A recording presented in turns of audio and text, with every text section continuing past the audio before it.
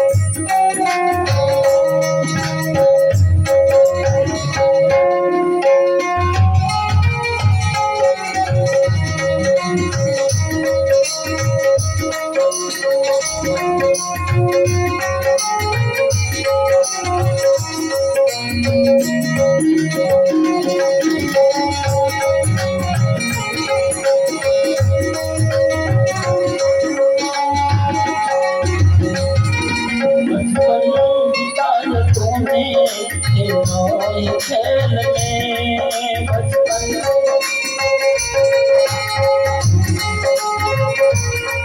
बचपन बिताया तूने खेलों खेल में अपने दिल को लगाया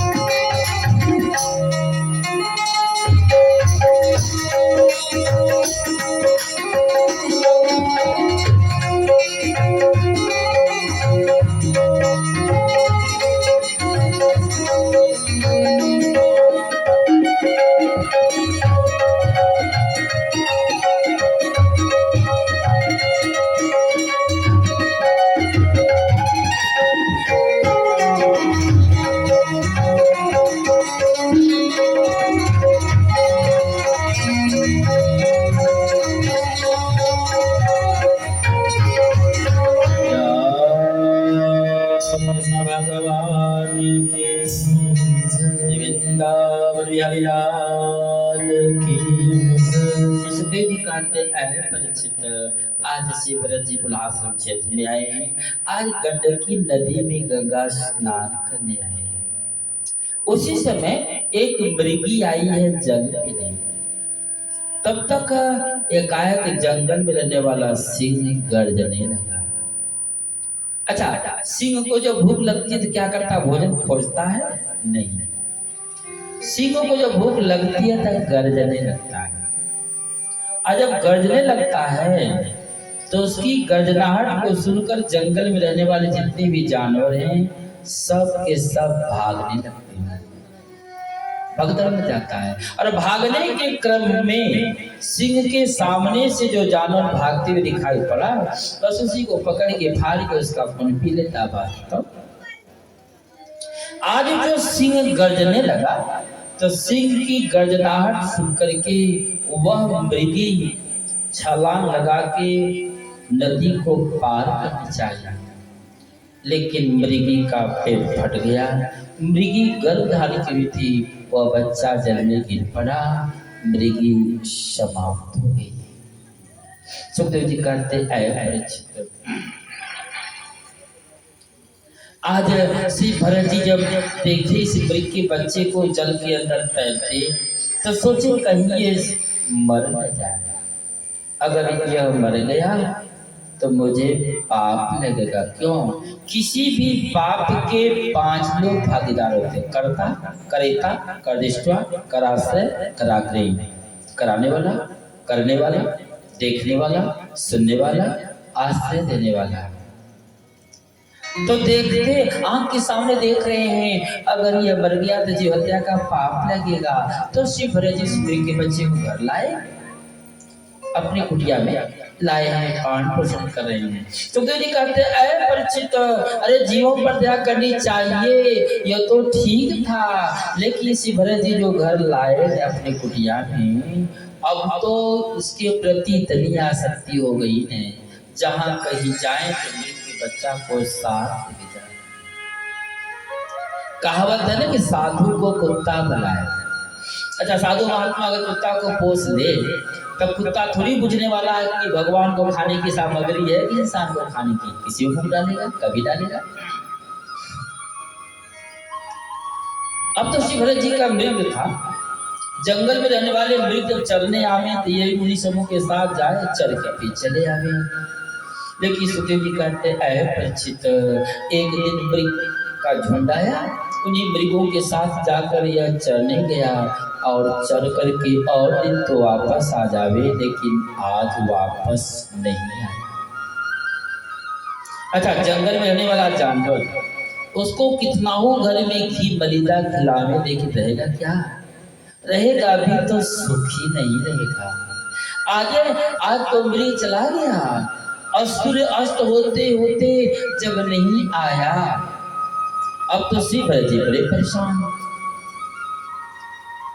सूर्य भगवान को अस्त होते देखे तो उनकी जो लालिमा थी अस्त होने की, तो श्री भरत जी को लगा नाना सूर्य भगवान को प्रेम हो गया है, इसलिए वे ही लेकर गोद में खिला रहे हैं, और जब मन भर जाएगा तो वापस कर देंगे। लोचते हैं भगवान सकल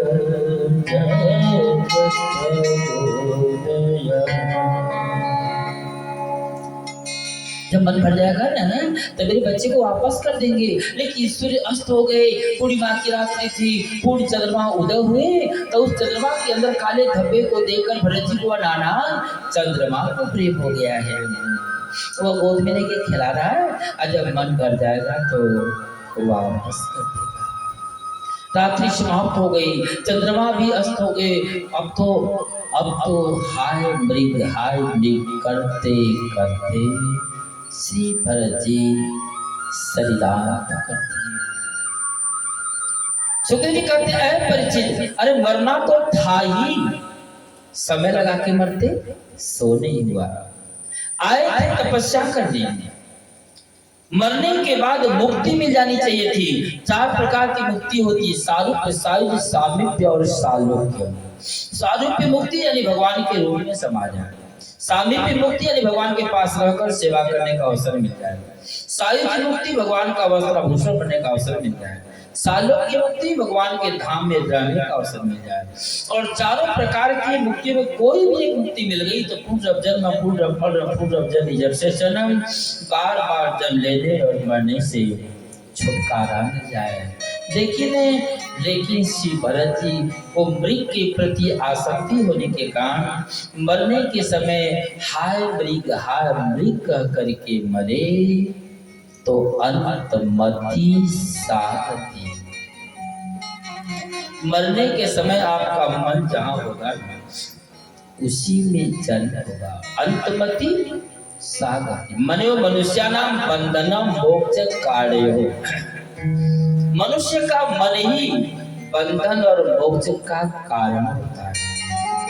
इसीलिए संत महात्मा कहते हैं कि भैया जब मरने का समय आवे तब जो हम राम कहेंगे, इससे पहले अच्छा कि पहले से कहिए न। अगर पहले से राम राम कहे रहेंगे न तो अंतिम में भी नाम मुख से निकलेगा। अगर पहले से कभी नहीं कहे हैं और सोचेंगे कि अंतिम में एक ही बार कह लूंगा तो छुट्टी मिल जाएगी, कल्याण हो जाएगा, मुक्ति मिल जाएगी, सोच संभव नहीं है। क्यों? अच्छा, राम जितना आसान समझते हैं उतना आसान नहीं है। उतना आसान नहीं। पहले तो कभी कहे नहीं और अंतिम में एक ही बार कह लेंगे, तो बोले भैया एक ही बार कह लेंगे सो तो ठीक है, लेकिन अगर कभी नहीं कहे ना तो मुख से कहेंगे राम, तो मुख से निकलेगा आम। वो भी आम कहने से मुख मीठा नहीं होगा, पर मुंह में पानी आएगा। मुंह तो मीठा तब न होगा तो खाएंगे। सुखदेव जी कहते हैं ऐ परीक्षित, जन्म जन्म मुनि जतन कराही, अंत राम मुख आवत नहीं। अगर पहले से कहने का अभ्यास रहा है ना, करत करत अभ्यास जन्मत हो तो सुजान, और रसरी आवत जाते सिर पर परत निशान। अगर पहले से कहने का अभ्यास है तो अंतिम में भी मुख से राम निकलेगा। अब कभी नहीं कहे हैं, अंतिम में एक ही बार कह लेंगे छुट्टी हो जाएगा, ऐसा थोड़ी होने वाला है। अच्छा अपना सब देखे होंगे, जब माँ बाप मरने का समय होता है, माँ बाप की जब मरने का समय होता है तो अगर बेटा थोड़ा बहुत भी समझदार है, लायक है, तो कीर्तनिया को बुलाएगा, बोलेगा हमारे पिताजी जा रहे हैं, थोड़ा इनको कीर्तन सुना दीजिए न। बोले भैया अरे जब इस ठठरी में गठरी बांधने की क्षमता थी तब तक तो सुनाया नहीं, अब क्या फायदा है, अब क्या फायदा है। अरे जब गठरी बांधने की क्षमता थी तब तो सुनाया नहीं, अब इस ठठरी को सुनाने से कोई फायदा होगा क्या, नहीं होगा। तब तो फुर्सत नहीं था। रामायण पाठ करने वाले को बुलाएंगे, मेरे पिताजी जा रहे हैं, थोड़ा सा रामायण सुना दीजिए न। बोले सो तो ठीक है, लेकिन इस ठठरी को पढ़ाने सुनाने से कुछ मिलेगा क्या, नहीं मिलेगा। इसे सुखदेव जी कहते हैं ऐ परीक्षित,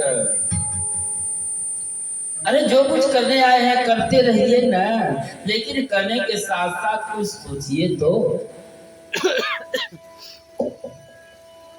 मुसाफिर चलते जाना रे, मुसाफिर चलते जाना रे, मुसाफिर चलते जाना रे,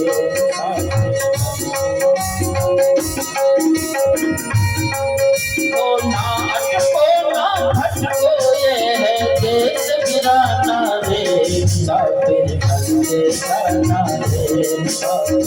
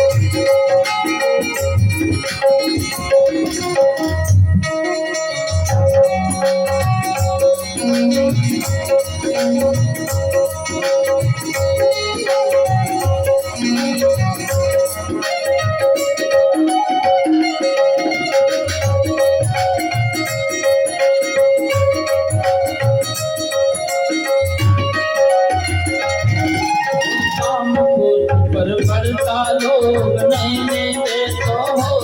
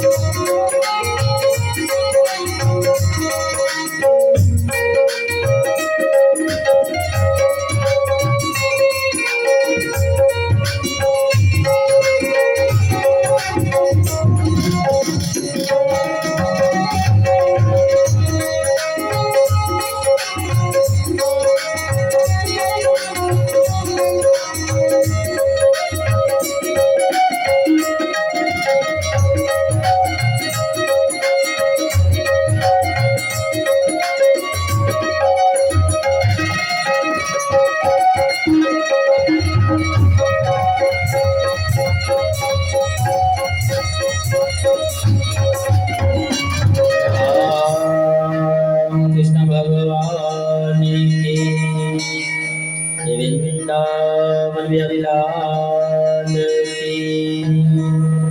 सुखदेव कहते हैं परिचित,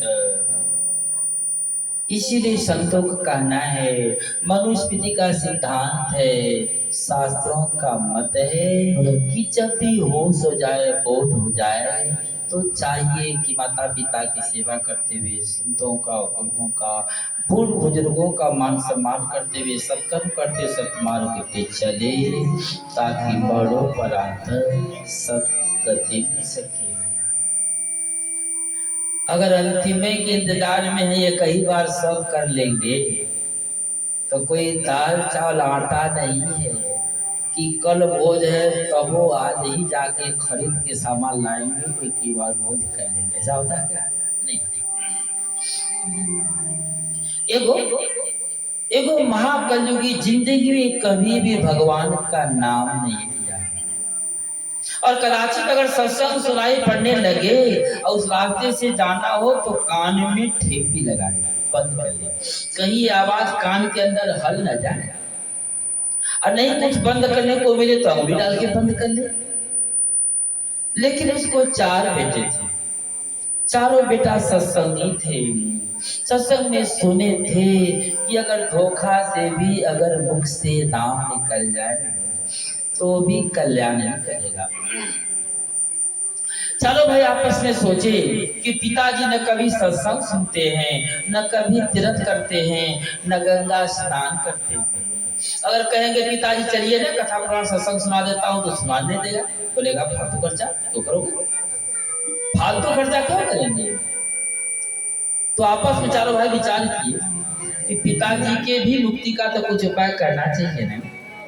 तो चारों भाई बोले पिताजी चलिए ना गंगा स्नान करा देता हूँ। तो कभी तो गया नहीं था, अंतिम समय था, सोचा जब बेटा सब करे तो चलना चाहिए।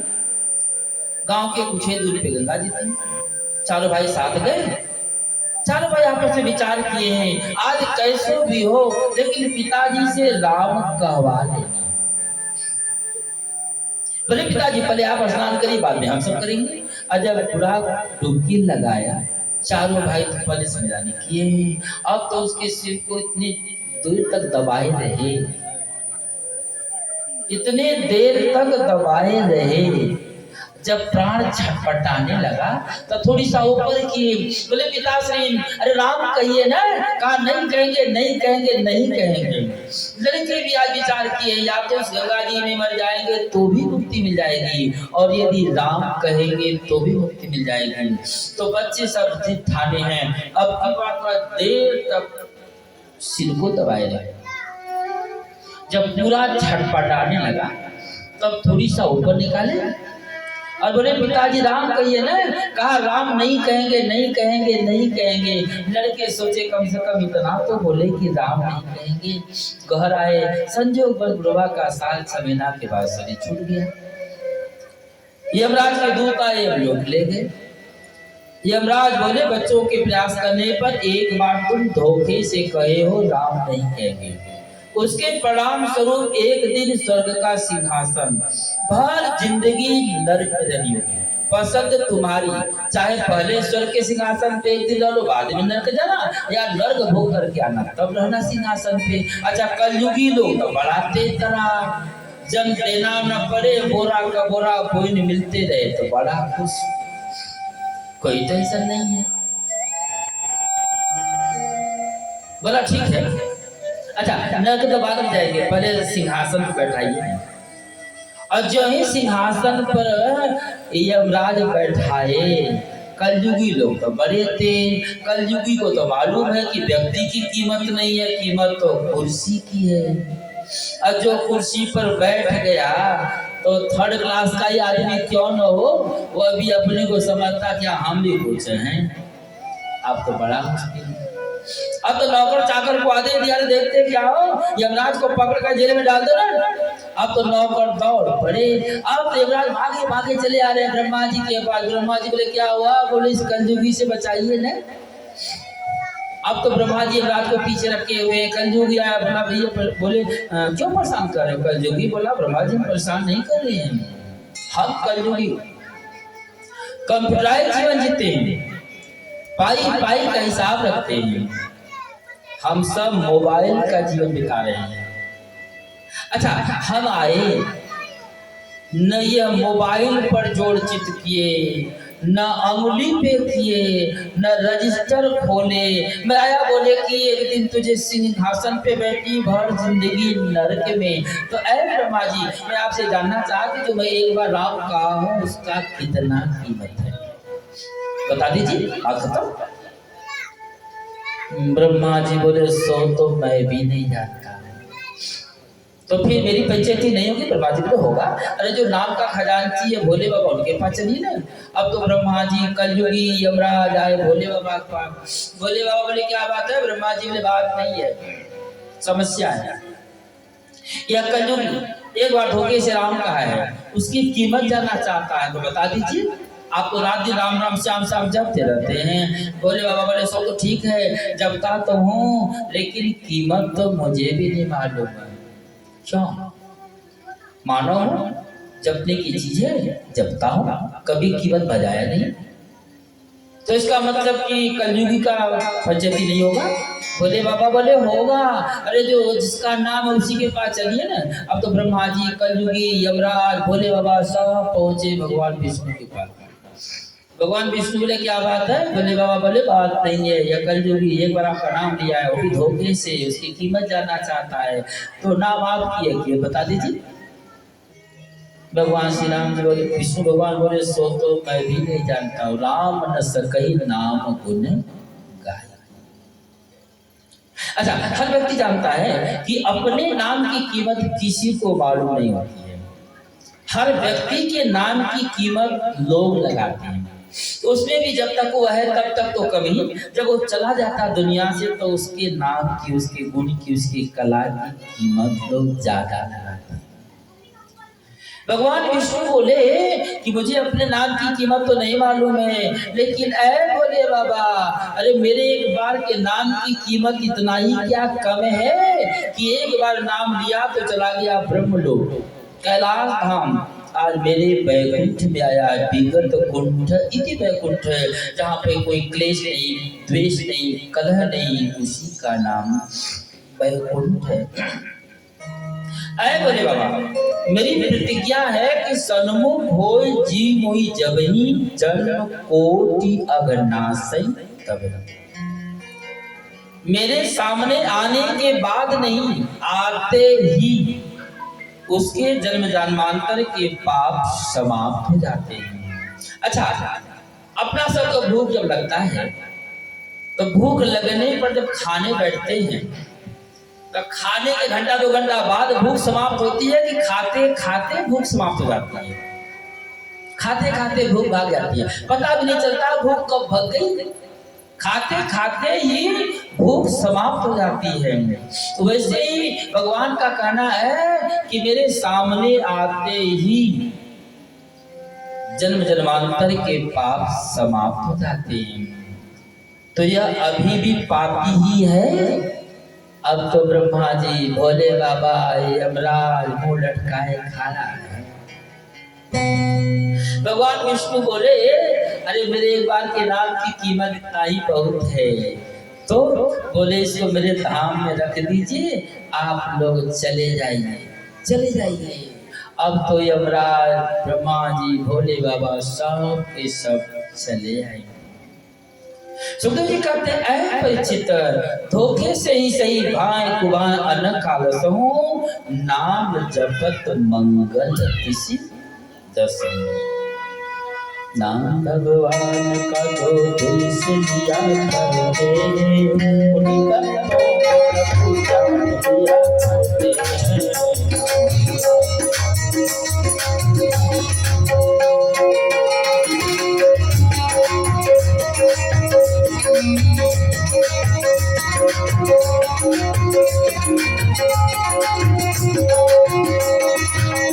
कहाँ भगवान कहाँ दीन की बाबा देखो, अपन धर्म धन दीन की बाबा देखो।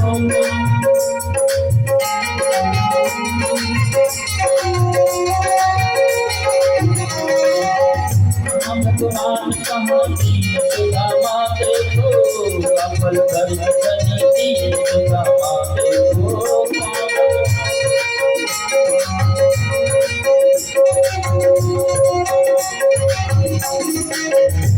भक्तों से सदा प्यार किया करते हैं, नाम भगवान का दिया करते हैं।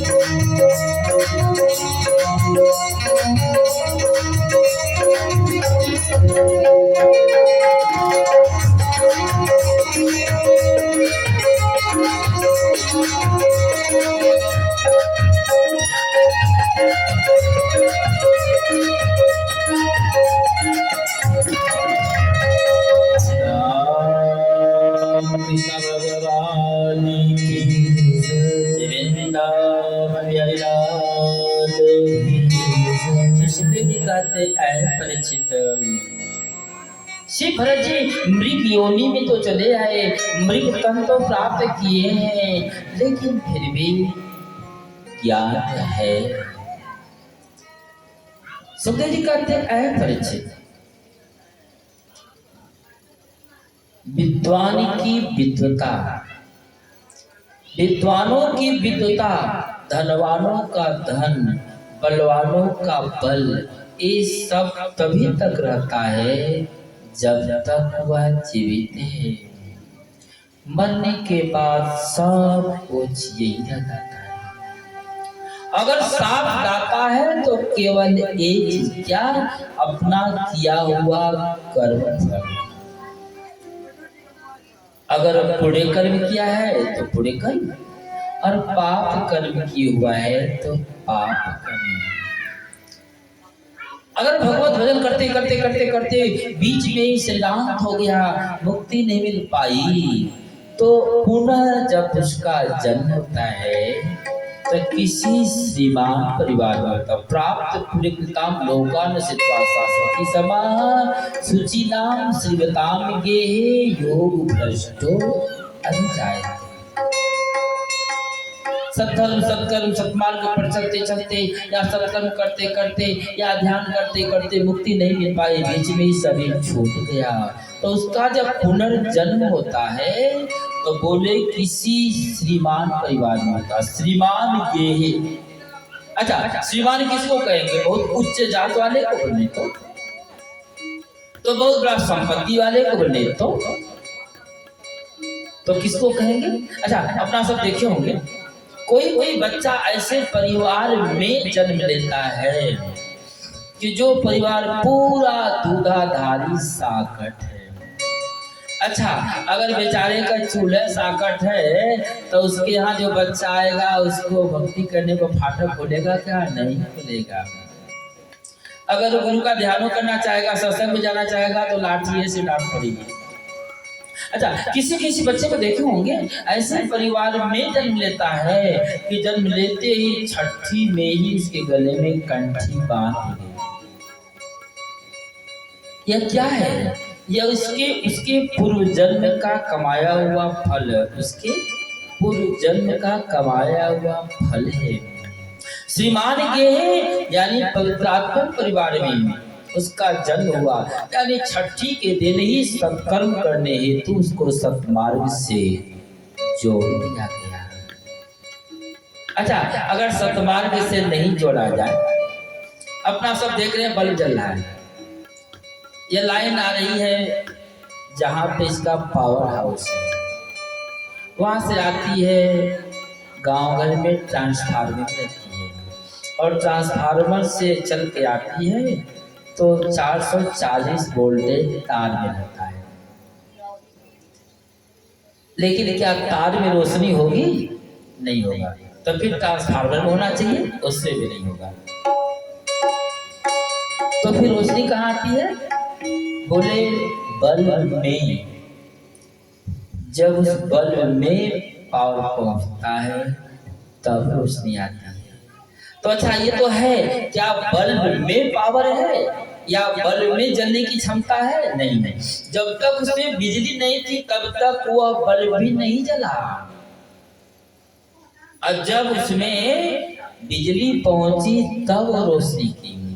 तो जी कहते हैं परीक्षित, जब तक गुरु ज्ञान नहीं होगा न तब तक ये शरीर रूपी बल्ब ऐसे दिखाई पड़ते रहेगा, इससे रोशनी होने वाली नहीं है। और जब तक रोशनी नहीं होगा तब तक वह दूसरे को भी प्रकाश नहीं दे सकता है और अपने भी प्रकाशवान नहीं बन सकता है। तो आज श्री भरत जी मृग तन को छोड़कर पुनः मानव तन में आए हैं। आज भी इनका नाम भरत ही है, लेकिन आज जड़ भरत के नाम से जाने जाते हैं। ब्राह्मण परिवार में जन्म लिए हैं, 4 भाई हैं, सबसे छोटे भरत जी हैं। लेकिन भरत जी कोई काम धाम नहीं करते, रात दिन हमेशा ध्यान लगाए रहते। हमेशा क्यों? भरत जी सोचे कि अब की समय आ गई, मंगनी में सुनबरी सजनी को गाना बनाता है। भरत जी सोचे कि अब की बार अपने समय को व्यर्थ में नहीं जाने देना है। जो हंसा सो फंसा, जो बोला सो मारा गया। तो साफ मूर्ख सपाट बने।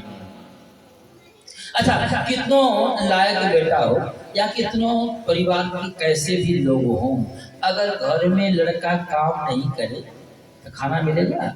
नहीं मिलेगा। मिलेगा भी तो अंत में मिलेगा। झटकार फटकार के मिलेगा, सोलहनी भोजन तो नहीं है मिलेगा, कुछ मुझ जरूर मिलेगा। और समय ताना मिले या नहीं मिले, लेकिन खाने पर जब बैठेगा तो ताना जरूर मिलेगा।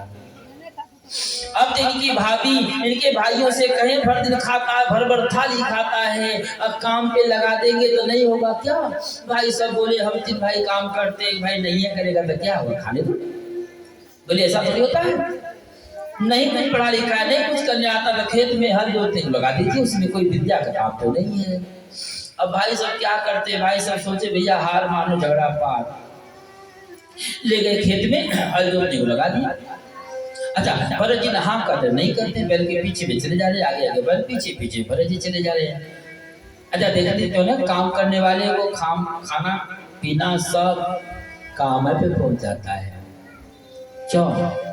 आदमी को काम प्रिय, चाम प्रिय नहीं है। अच्छा भाई सब खाना लेकर गए तो वहां देखते हैं भरत जी तो बेचारे, जब भरत जी तो चले गए हैं पीछे, तो किलो 2 किलोमीटर चले गए, किलो 2 किलोमीटर चले गए, ले आए घर। इनके भाभीियों से कहे, मैं कहा न अरे सब कुछ नहीं आता है, भाई को खाने दो ना। भरत परेशान भी हुआ, खेत भी नहीं बिताएगा। इनकी भाभीियां बोली मैं समझ गई कि इसको दाया बाया कर नहीं आता, इसलिए बैल घुमा नहीं। अच्छा खेत में जहाँ तहाँ ऊंचा ऊंचा टीला है, जहाँ तहाँ खड्डा है, उसी में लगा दीजिए, टीला को काट कर खड्डे में डाल देगा, खेत समतल हो जाएगी। अच्छा उस जमाने में जेसीबी तो नहीं था कि समतल करते, अब क्या करते भाई सब जाकर लगा दिए।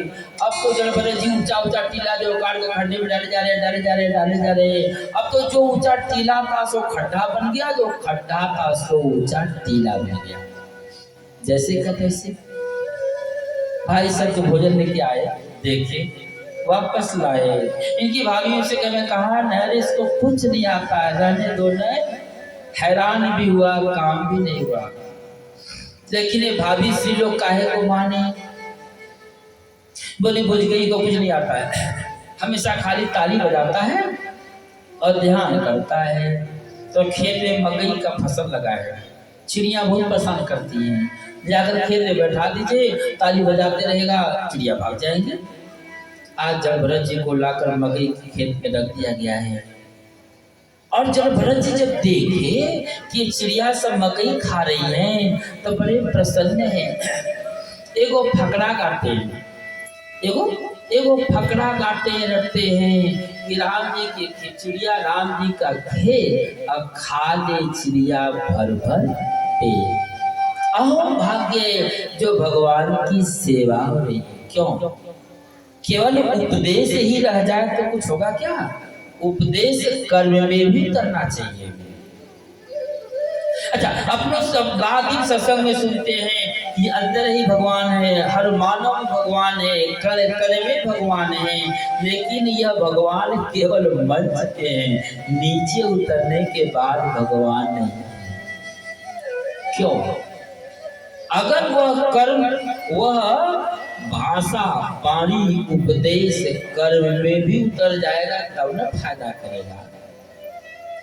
अगर कर्म में भी परिणित नहीं हुआ, कर्म में परिणित नहीं हुआ तो वह उपदेश किसी काम का नहीं है। श्री चल भरत जी हैं, इनको तो ज्ञान है कि कण कण में परमात्मा है, सब में परमात्मा का ही अंश है। तो आज अहोभाग्य जो चिड़ियों का भोजन हो रहा है, चिड़ियों भोजन मात्र है भगवान की सेवा। अच्छा भाई सब आए देखे तो और दिन तो चिड़िया कम रहे, क्यों? और भी खेत वाले उड़ावे, इनका भी उड़ जाए। आज तो और खेत वाले चिड़िया उड़ाते हैं, और ये श्रीमान जी तो माला जप रहे हैं, खुश है, भगवान की सेवा हो रही है, भगवान खा रहे हैं, भगवान खा रहे हैं। सब चिड़िया इनके खेत में बैठ गई, पत्ते पत्ते बैठे। इनके भाई आए, वापस ले गए। इनके भाभीयों से कहने कहा ना इसको कुछ नहीं आता है। श्री सुखदेव जी कहते हैं परीक्षित, आज श्री जड़ भरत जी को धक्का देकर घर से निकाल दिया गया। श्री जड़ भरत जी को जिस दिन का इंतजार था आज वह प्राप्त हो गया, आज वह प्राप्त हो गया। सुखदेव जी कहते हैं श्री जड़ भरत जी आए हैं जंगल में, एक फूस की कुटिया बनाए हैं, उसी में रहते हैं। एक जंगल में रहने वाला व्याधा मृगा को मारने हेतु तो दौड़ाते चले आ रहा था। वह मृगिनी की झोपड़ी में जाके छिप गया। अब तो व्याधा आकर के ऐसे बोला, जी आया जी, अरे मेरे शिकार को देखे हो क्या? अब तो जबरदस्ती जी सोचिए, हाँ कहता हूँ तो जीव हत्या होती है, नहीं कहता हूँ तो झूठ बोलने का पाप लगता है, तो करे क्या? तो केवल ऐ करते हैं। एक बार हुआ, दो बार हुआ, तीन बार हुआ, बार बार जब केवल ऐ करते रहे तो वह व्याधा बोला, अरे क्या मूर्ख हो क्या? सुखदेव जी कहते ऐ तो देवी का बीज मंत्र है। श्री जलभरत जी जो ऐ करते रहे ने, तो ऐ तो देवी जी का बीज मंत्र है। श्री जलभरत जी बोले, ऐ जी, अरे जो देखने की क्षमता रखता वो बोल नहीं सकता, और जो बोलने की क्षमता रखता हुआ देख नहीं सकता। गिरा अनैन नैन बिनु वाणी, यह नेत्र देख तो सकती है लेकिन बोलने की क्षमता इसके पास नहीं है, और यह मुख बोल तो सकता है लेकिन इसको देखने की क्षमता नहीं है। व्याधा समझ गया कि इसका मतलब साफ मूर्ख सपाट है। अच्छा, झूठ बोलने का पाप भी नहीं लगा और जीव हत्या भी नहीं हुई। पड़े हुए हैं उस जंगल में रहने वाला एक डाकू का सरदार है। शायद वो कबूला किया था, ऐ दुर्गा महारानी, अगर मुझे बेटा पैदा हुआ न तो मैं नर बलि दूंगा। आजकल देखे ना लोग बकरी का बलि देते हैं, ये बोला एक ही बार नर बलि दूंगा, नर बलि। अच्छा, संजोग बस दुर्गा महाराज इसकी बात सुनी कि नहीं सुनी, लेकिन इस डाकू को बेटा हो गया। अच्छा, बकरी का बच्चा होता तो 10 पीछे चढ़ा देता, अब तो नर बलि देनी है। अपने बेटा के लिए दूसरे के बेटा को चढ़ाते जाए, ऐसा कोई सिस्टम है क्या? नहीं है। लेकिन इसकी भावना है कि मैं कबूला किया तो माता जी दी है, तो अब तो नर चाहिए, नर मिलेगा क्या? पैसा में भी नहीं मिलेगा। तो अपने आदमियों को बोला, रे किसी को पकड़ के लाओ न, हम यह कबूला तो नहीं किया कि पढ़ा लिखा है कि धनवान है कि बुर्बक है कि अनपढ़ है, से मतलब तो नहीं है, नर चाहिए।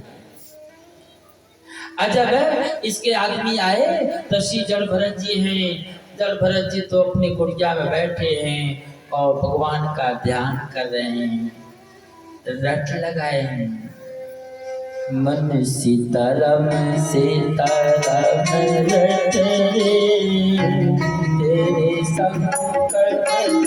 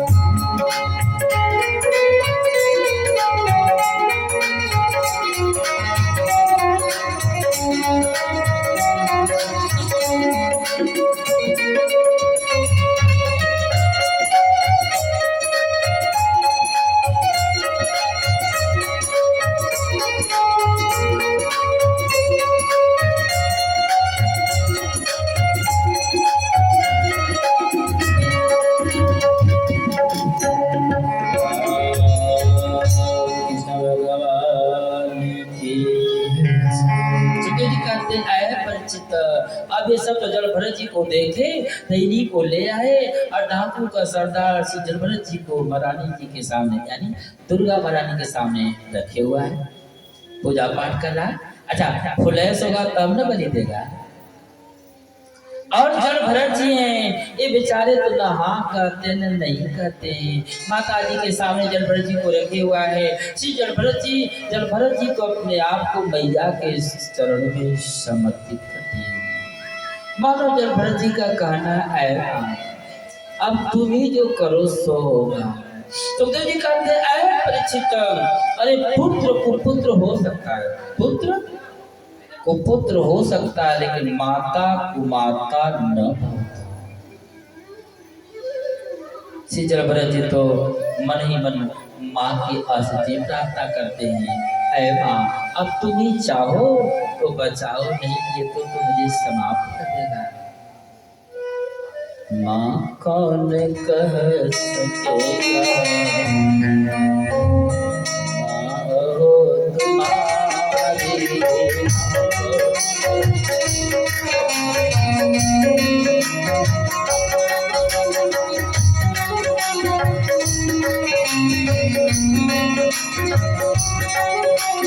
कौन कर सकेगा माँ हो तुम्हारे,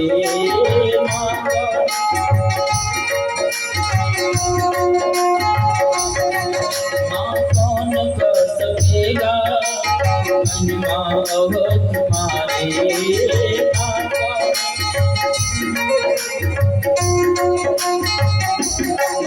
मुर्गा सके तेरे मुर्गा सके ऐसे हमारे मुर्गा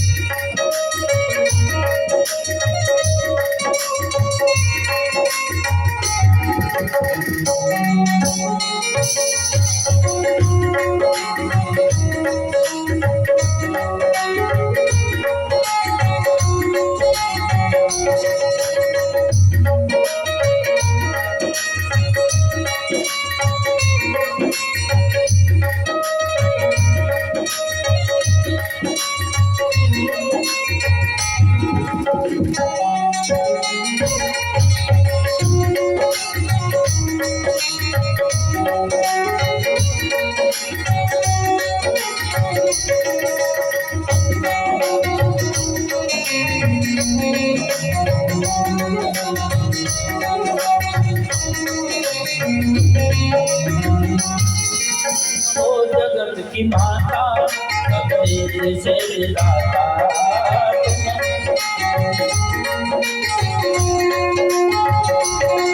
तुम हो जगत की माता कबीर से दाता,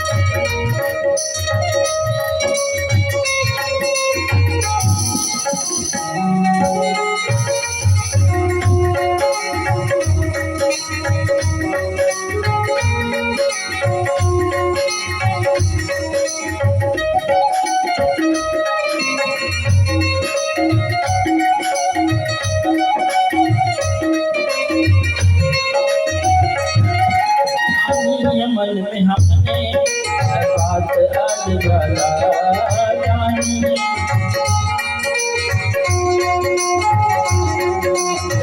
है, आज हमने बात आज गला जानी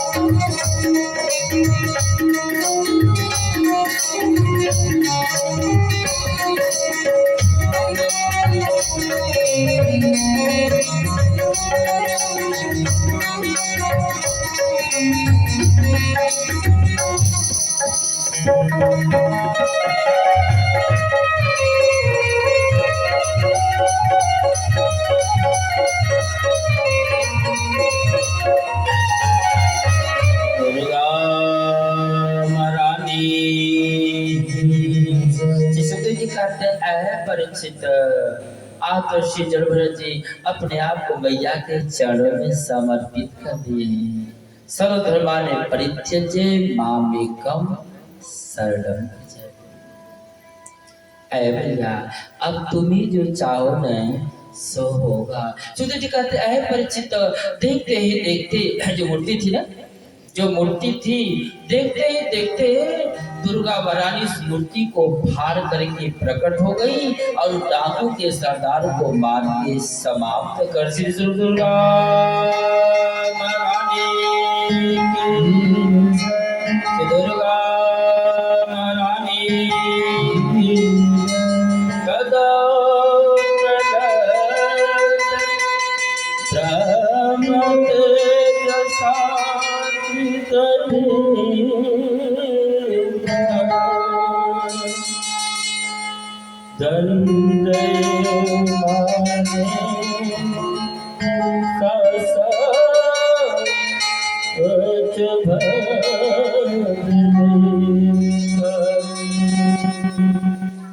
सुखदेव जी कहते ऐ परिचित दुर्गा रानी प्रकट हुई, उस डाकू के सरदार को मार के समाप्त की।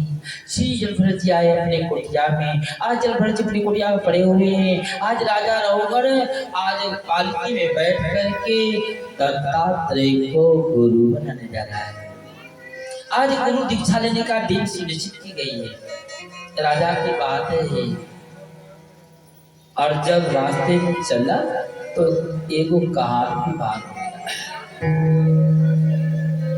एगो कहार बीमार हो गया। दीक्षा लेने का समय निश्चित की गई है, आज नहीं जा पाएंगे तो मुश्किल होगा।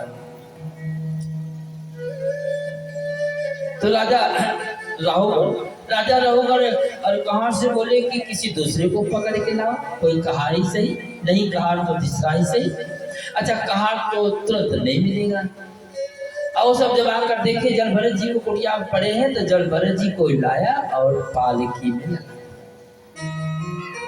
जलभरत जी बेचारे नहा करते नहीं करते, कुछ नहीं करते। अच्छा पालकी धोने के लिए लगा दिया तो श्री जलभरत जी तो संत है ने पैरों से दब करके कीड़े मकोड़े न मर जाएं, इसलिए श्री जलभरत जी पैर को बचा बचा के रखते हैं। अच्छा जब ये पैर बचा बचा के रखे तो राजा रघुवर का पालकी, राजा रघुवर का सिर उस पालकी में खट खट लड़े। एक बार हुआ, दो बार हुआ, तीन बार हुआ। जब बार बार उसका सिर पालकी में खटखट लड़े तो राजा रघुवर बुला रहे, चलने नहीं आता क्या? एक कहार सोचे कि कहीं राजा हम ही सब पे रुष्ट न हो जाए। कहार सब बोले राजा हम सबों का दोष नहीं है, ये जो नयका आया है ना इसी को नहीं चलने आ रहा है, इसी को नहीं चले आ रहा है।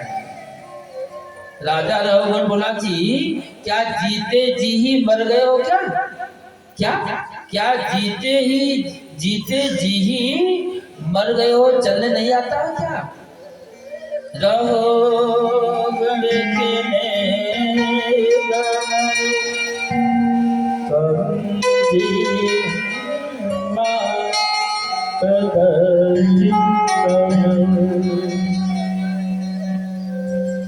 क्या जीते जी ही मर गए हो क्या?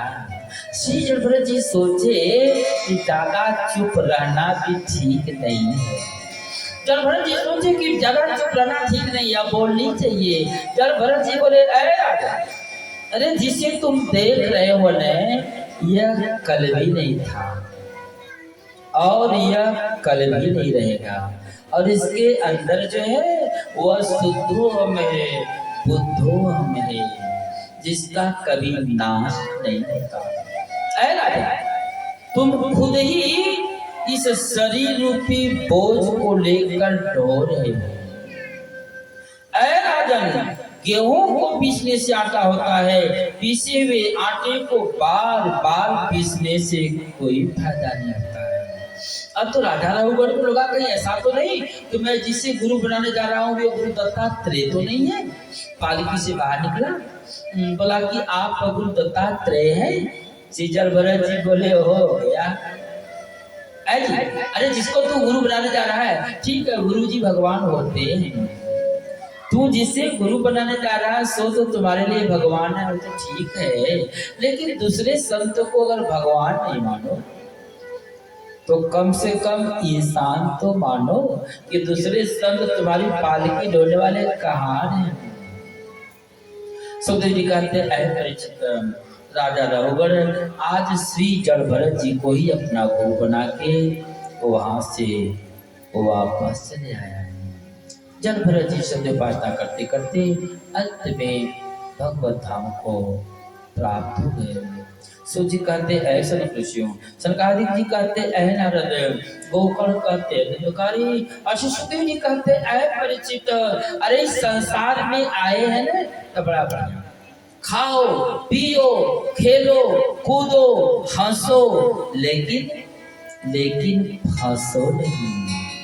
अच्छा, बच्चा सब को देखे होंगे, जब बच्चा सब खेलने लगते हैं तो वह मिट्टी का घर बनाते हैं। गांव में देहात में बच्चे जब खेलने लगते हैं तो मिट्टी का घर बनाते हैं, और उस खेलने के क्रम में अगर उनका कोई घर बिगाड़ दिया तो बस चलेगा तो बिना मारे नहीं छोड़ेगा, नहीं तो कम से कम गाली तो जरूर देंगे, बड़े नाराज क्यों, उनका घर बिगाड़ दिया ना।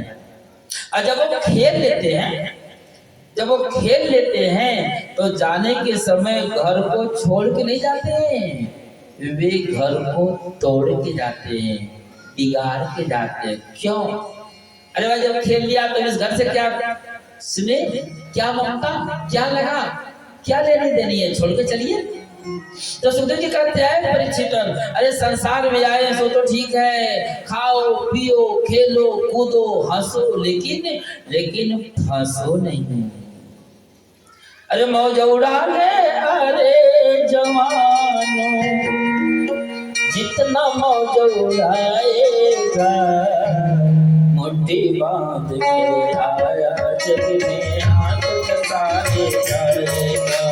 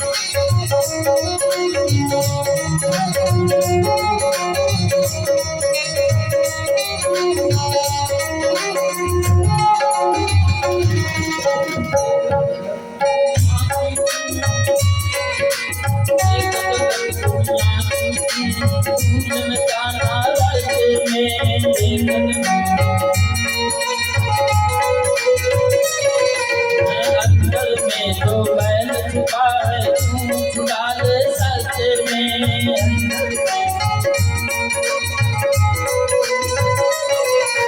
प्रेम करा सभी को बदलो, प्रेम करा वो प्रेम करा तुमको बदलो, कोई पार लगाएगा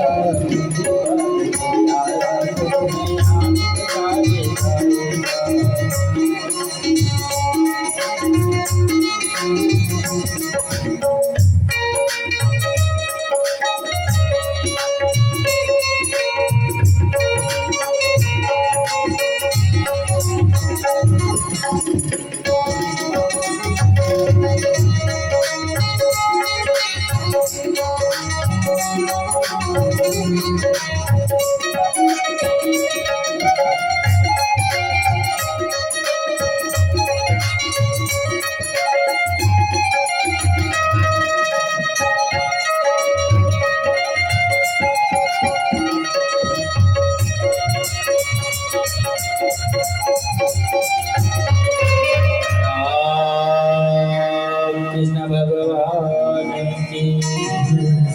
श्रीमद् भागवत महापुराण के सप्ताह पुराण की द्वितीय दिन की कथाओं पर श्रवण कराते हुए सूची कहते हैं सनक ऋषियों, संकादिक जी कहते हैं नारद, गोकर्ण कहते हैं धर्मकारी, शिशुदेव जी कहते हैं अह परिचित, अह पाटनदन, अह राजन।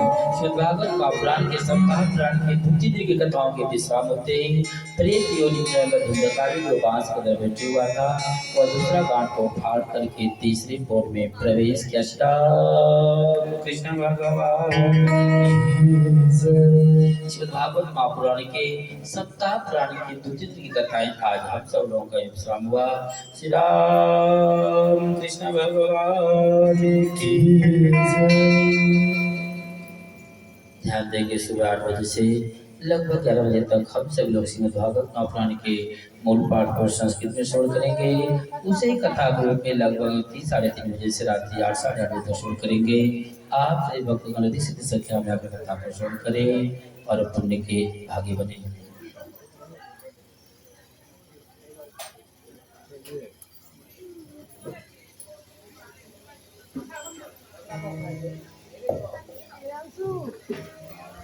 ओम चंद्रमा मंसुराकृतं सूर्य सोमं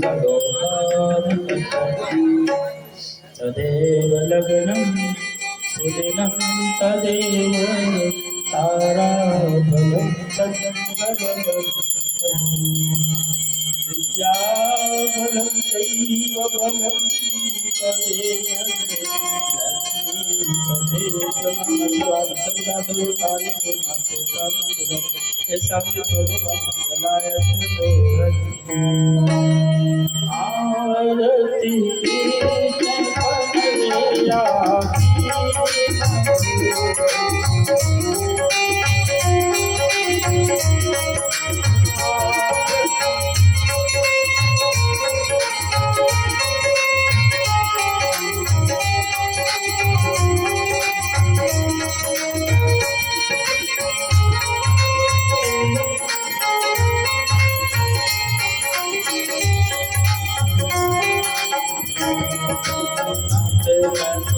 आरती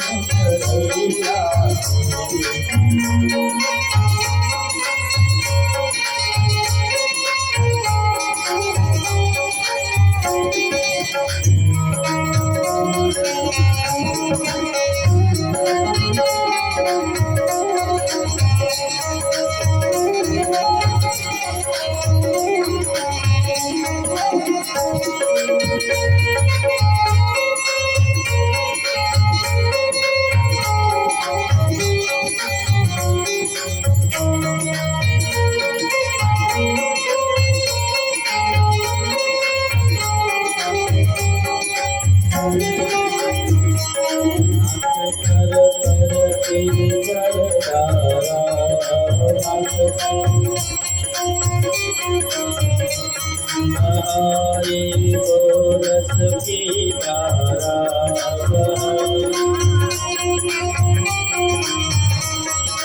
उतना मारी प्रसाद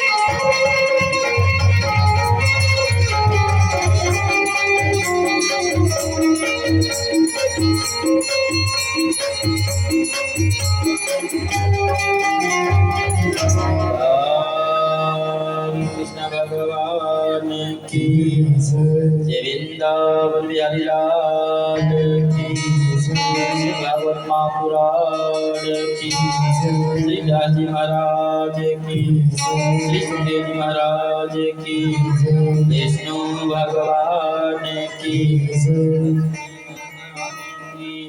शंकर भगवान की, दुर्गा महारानी की, राधा महारानी की, सरस्वती मैया की, श्री हनुमान जी महाराज की।